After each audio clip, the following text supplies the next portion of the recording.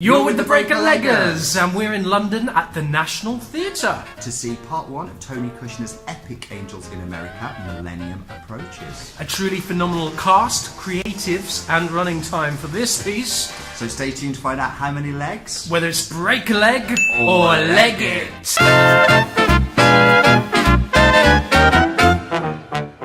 So the biggest draw for this piece is definitely its cast. I would absolutely agree with that. In the role of Prior Walter, we have Academy Award nominee for Mel Gibson's Hacksaw Ridge and former Spiderman, Andrew Garfield.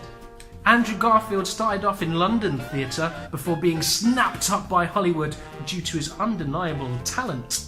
And obvious good looks.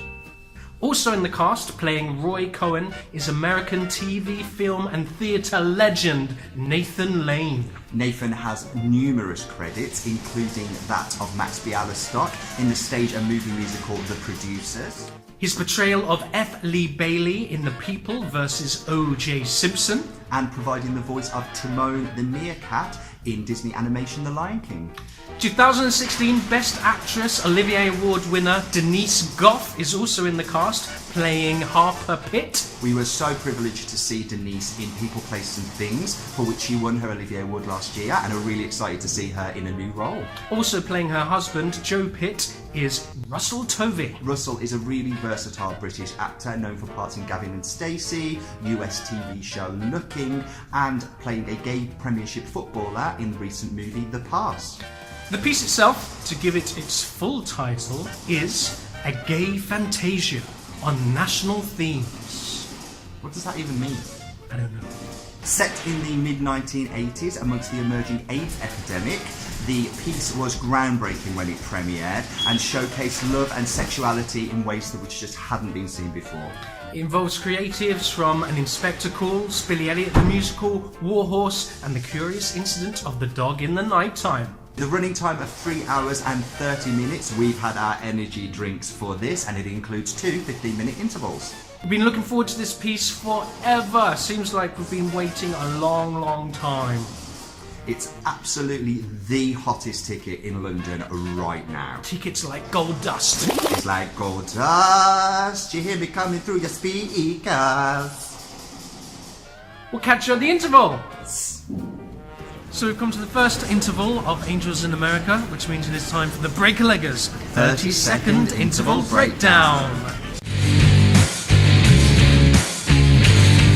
Go! What do you think? Yeah, fantastic. Gotta say, breathtaking so far. First act absolutely flew by. Performances are out of this world. To quote from the play, we are on the precipice of revelation here. It's fantastic. It was an hour long. It seemed like 20 minutes. If that, Andrew Garfield is great. Nathan Lane is fantastic. Denise Gough, brilliant also. Delivering their lines with absolute ease. The interaction between them moves seamlessly between the set. Can't wait to get back in there for the next part. So, we come to the second interval of Angels in America Part 1, Millennium Approaches, which means it's time for the Breaker-Leggers 30-second interval breakdown. Go! So the plot's thickening. A Mormon couple, a guy stuck in a heterosexual relationship when he's really gay, a guy who's suffering with AIDS, now bedridden in hospital, and his partner coming to terms with living with someone who's dying. It's getting thicker and thicker. Yeah, Roy Cohen is potentially going to lose his place at the bar as a lawyer, which is going to jeopardise his entire legacy as a lawyer himself, and he's suffering with AIDS too. It's still very slick and still very well acted. I'm intrigued to know exactly how it's going to develop. So we've come to the end of Angels in America Part 1. How did you find that? I'm floored. I'm absolutely floored. Direction, set, performances are nothing short of spectacular. Yes, I agree. The writing is brilliant.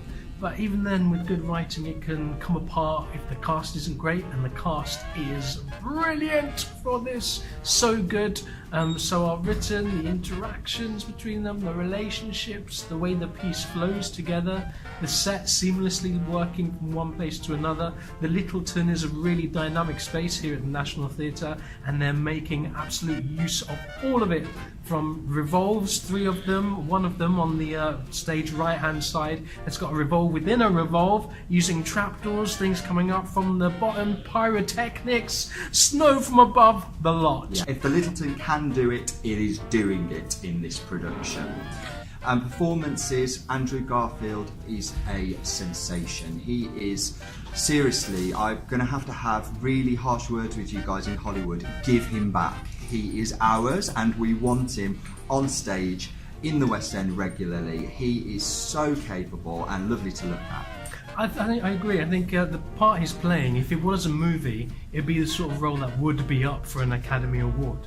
So will it be recognised over here possibly by the Oliviers? I guess we'll have to wait and see. Although we've got another part to go yet. Yes, we are seeing Angels in America Part 2 this evening, Perestroika, and I feel so lucky that we are getting to see both on one day. They are putting this on in 2 separate parts, and there are people that are seeing Part 1 this month and they're not seeing Part 2 till August time.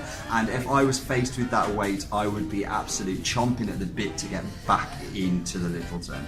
So stay tuned to the end of this video where we'll put a link to the second review as well. But for the time being, I guess you're wondering how many legs for this piece. So, for Angels in America, Part 1, Millennium Approaches, here at the National Theatre Lyttelton space, we are going to give... 5 legs! 5 legs, an absolute undoubtable success so far. They are still in previews at the moment, but I can't imagine them needing to do much more work to tighten up this production. As it stands right at this moment, it's just a sensation. If you get to see it, like, subscribe, tell us your comments, follow us on Twitter as well for other productions, and make sure you stay tuned for our second review for Part 2 to see if it lives up to the expectations and the groundwork set by Part 1. We're the Breaker Leggers, and we're going to catch you again really soon. Bye!